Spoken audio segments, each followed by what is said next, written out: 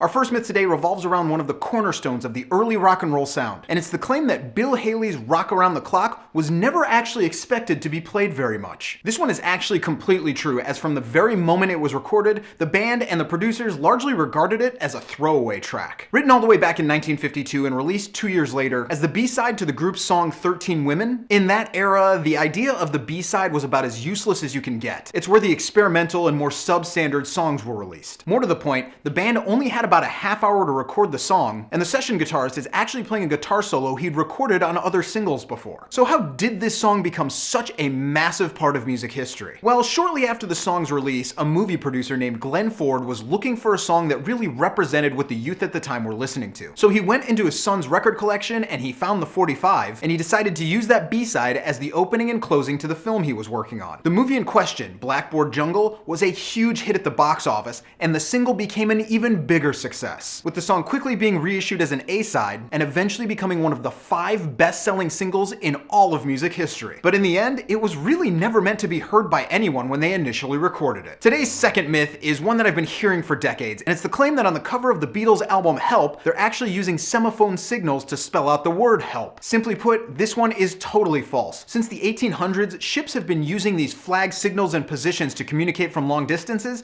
and many of them are still used to this day. So in some ways, this makes a lot of sense as a very clever cover idea. But the fact of the matter is, while the initial idea was to do this, once photographer Robert Freeman saw what it actually looked like, he didn't really like it, so he changed their arm configurations. If you're wondering, what their arms do spell out on that cover is the letters NUJV. Not help. Our final myth today was a very interesting request, and it surrounds the story that one evening ZZ Top's live stage was filled with rattlesnakes. As odd as it may seem, this one is completely true, and it stands as one of the most memorable and strangest moments in music history. Back in 1977, ZZ Top were out on the road in support of their Tejas album, and for whatever reason, they decided that their live stage show should involve things like live vultures, buffalo, and rattlesnakes. Though mind you, they were all in cages and they had trained animal handlers on hand. Well, one night on tour, one of the buffalo was apparently having a rough evening, and it rammed into the cages holding the rattlesnakes, letting more than a dozen of them loose on the stage. So what are you gonna do when you're a big rock band and such a mishap happens in the middle of your live performance? Leave it to the roadies, of course, and that's exactly what ZZ Top did. They left the stage for a bit and let their roadies round up the runaway snakes, and nobody was hurt, but this is absolutely true. And I'm guessing that incident is why you don't see similar attempts in today's staging. So those are the myths for today. Be sure to check back here every Thursday as I delve into some of the coolest stories in music history, and be here every day for all the music news, reviews, and knowledge you'll ever need.